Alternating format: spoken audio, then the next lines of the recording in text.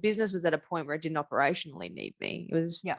But I didn't realize that I held so much of that visionary and pump up and, you really underestimate that as a founder and as the owner. People want that. They want the communication with the owner, and and when you start small and they're talking to you every day. Yes. And then all of a sudden they're not talking to you at all because you've had to put in hierarchy because you can't have 10 direct reports. Yeah.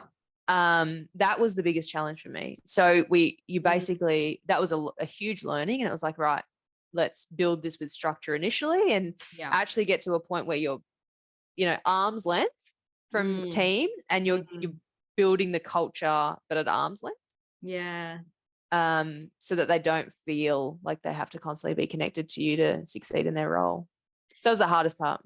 It is really interesting. I went through something similar with Scrunch in the early days, where we were super scrappy, everyone's on the tools and it's fun.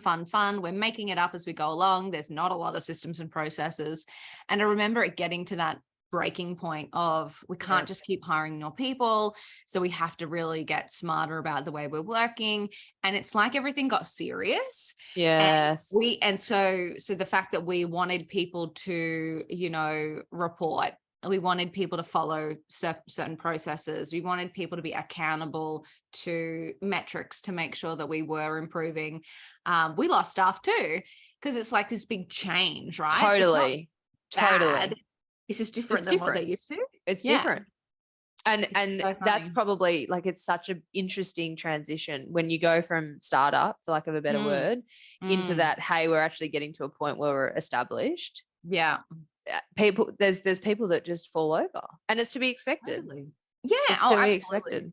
But you don't expect it at the time. Yeah. Exactly. I know. But you're right though. Then you kind of just come in and go, okay, this is what it's got to look like now at this level of business. And fortunately, the new people that come in now, that's all they know. Totally. So it's okay. Yeah. Things break and then you put them back together in a better way. Yeah. And it just helps for the next one, right? Like Access Offshoring is a little easier. It's a half service-based business, but essentially it's, we're placing people. Yes. We're almost like a labor hire firm. Can you call that a product when it's people? Sure. Technically we are. Yeah. So it's a little easier in that respect. But you're still at that point where you need all these resources, and then you get to a point and you go, all right, now we have growing pains. Yeah. Right. We're at that point where we need to change the way we do stuff because this won't sustain us.